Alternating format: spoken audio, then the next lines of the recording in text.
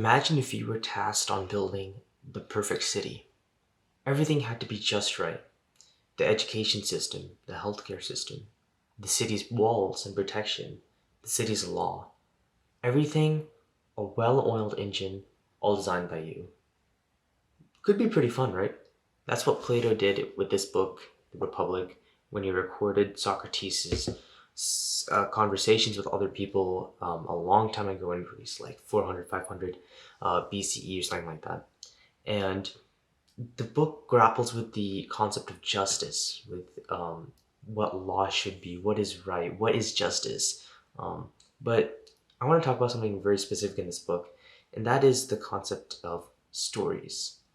So, Plato, at some point in the book, I believe it's book 10, chapter 10, in The Republic, that Plato disagrees with the essence of poetry. It's not that poetry is like you makes well actually yeah he does disagree with poetry because he says that poetry disrupts corrupts the youth. So you see, Plato is a philosopher, and philosophers at the time had a very important job, and that was to reveal ideas in which were hidden from the general public's eyes. And so if you ever seen or heard of the allegory of the cave, Plato makes this illustration where people exist as if they're seeing shadows of something. Like, if I did a shadow on this wall, you see this wall? There's a shadow of my arm. And so, let's say you're standing on the piano and you're looking at my shadow of the arm. You can't see the actual arm, you only see the shadow of the arm. And let's say, let's say I told you to imagine a flower. So you imagine a flower, and you say, oh, imagine a purple flower. You think of a purple flower, and then think of a bouquet, think of a field of flowers.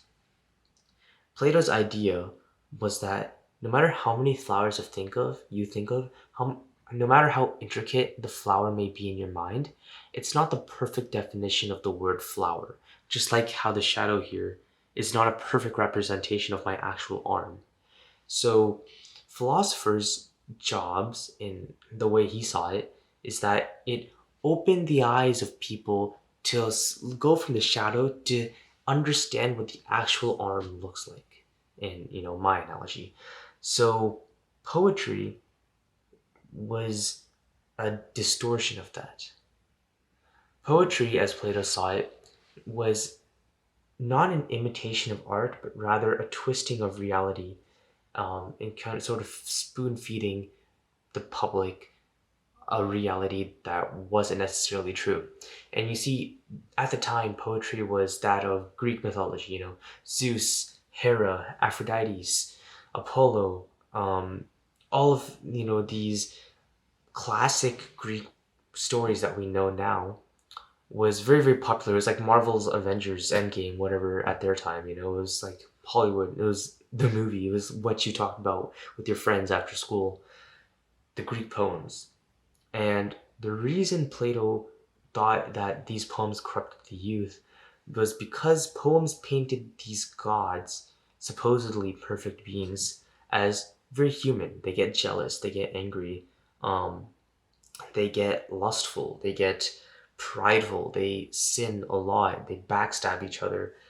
And it wasn't a good picture to paint for the youth. If Plato was tasked with building the perfect city, these poems would have had to have been cut completely. Now, that doesn't go to say that all the arts were cut off. For example, pottery, painting. Plato thought these were beautiful arts. And you could say that, I could paint my arm. The arm is not an actual representation of the arm, but there was actually a term that Plato used called mimesis, where essentially it's the artistic representation of the arm, which Plato didn't really have a problem with that. But that's not the point of this video. The point I want to make is that Plato was right on a lot of senses. The stories that we are fed are inevitably going to shape our lives. Children's shows, advertisements. These are things that I've talked about on the channel before, and they genuinely do shape beliefs that we have as we grow up. You've probably heard this statistic, but 60% of our parents' political biases are inherited along with us when we grow up. So, what we're told is, as some of it, 60% of it, if you would like to believe that, goes along with who we become. And I want to urge you to be careful. You got to be careful about what you're consuming. Whatever YouTube video you like to watch, whatever Netflix shows you like to watch, these things you have to be careful with. And so the question comes along that what kind of stories should we be consuming? And behold, I have with me the Bible. Now, some of you might say, well, the Bible is also like that of a god. It has stories of sinful people. It has people. Yeah, it has depictions of people being corrupt. It has death. It has war. It has lust in it.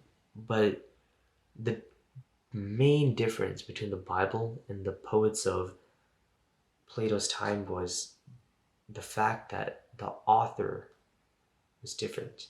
You see, the authors of the Greek times probably sought fame, glory, to write a comedic play or to bastardize whoever they were attacking through their literary works. The Word of God was written for us as a foundation, as showing what love is, showing what discipline is, showing what good things are. The Bible is that of which is pure and lovely. And if we do meditate on it day and night, it's what a well-lived life would look like. If you understand the concepts within the Bible. So then why would the Bible have these stories of people sinning? Well, let me read you a passage. So you probably heard the story of Amnon and Tamar. And it says, in the course of time, Amnon, son of David, fell in love with Tamar, the beautiful sister of Absalom, son of David. And something you need to know about Amnon and Tamar is that they were like, half cousins or whatever. So they were like related. So it was like really sus for them to be together. But Amnon loved Tamar. And as it so happened that Amnon asked King David, "Hey, can I go to Tamar's room so she could like feed me bread or something?" And King David, who was really really quite dumb for doing this, just allowed it to happen. Like he said, "All right, go ahead, you can do it." And so when they were alone, he sent the servant away from the room, and he ended up raping her, and it was terrible. It was terrible for two reasons. The first reason is that Amnon genuinely loved Tamar, but after he had raped her, he just hated her. He hated her guts, her face, her body. He didn't even want to see her. He didn't want to smell her. He didn't want anything to do with Tamar, which is really weird because he genuinely loved her. The Bible says that he genuinely loved her, but after he raped her, he hated her. And the second reason this whole situation sucks was because it sparked a lot of family turmoil between King David, Tamar's brother, Absalom's brothers, and it was a huge just mess within the family. And there's a lot of lessons to be learned here. King David for not being a good leader, Absalom for not being patient, because ironically, Tamar said, no, let's ask someone, we could get married. And to me, this is a sign that Tamar actually loved Amnon too, She wouldn't have minded to be married with him, which is kind of like, wow, that's great for him. But like, he couldn't wait. He raped her and it was game over. He hated her. Tamar became so sad and desolate. She was destroyed by what had happened. And overall a mess. And you see Greek gods in messes too, but Plato says in the Republic that These gods were painted to be perfect, but in the Bible, God shows us these broken people, very, very similar to how people are broken in today's times. When I think of Greek mythology, it's very similar to how, people make fables or study, short, tall tales to gain a small, little piece of wisdom just to carry in their pocket. But with the Bible, when you understand what God is saying through these stories, you see his glory, you see his message, you see all the aspects of who God is. And the author of these stories, it's not a person, it's not some man, it's not a government, it's the creator of the universe. And it's crazy how the creator of the universe chose to tell stories like this in his direct letter to all the people of the earth, to Christians, to non-Christians, to everyone willing to read this book. In the perfect society, the Bible seems to be one of the best pieces of literature that the youth can study. The Bible is not corrupt. The Bible is not going to screw with your head. It's not meant to, like, it's not written from a prideful author. It's an author who loves, an author who cares. It's an author who will reveal that which is the truth, who will show you directly what the arms look like. It's the author, and these stories too, they're not fake stories, they're not made up fictional stories. They're stories of real people, of a real Christ who died on a cross to destroy your very, very real sins and give you a real everlasting life. So that's why these stories, the Bible, they are the ultimate things that you can tell your children, you can talk about with your friends, you can meditate on over and over, day and night, because the Bible is the book. It's the love letter that God has given us. So I urge you, when you see the Bible, don't just think of it as a storybook. It's life. It's a lot of things. And on top of it all, it's pretty interesting too. I mean, incest rape story, that's kind of crazy, right?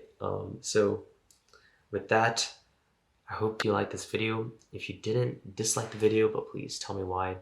And in the comments, let me know what's the most sus story in the Bible. um, if you like this video, you'll probably like this video on Mark 13:32, where it shows you how to refute Islamic scholars. If you're interested in that sort of thing, go ahead and click that, and I will see you in the next one. Bye.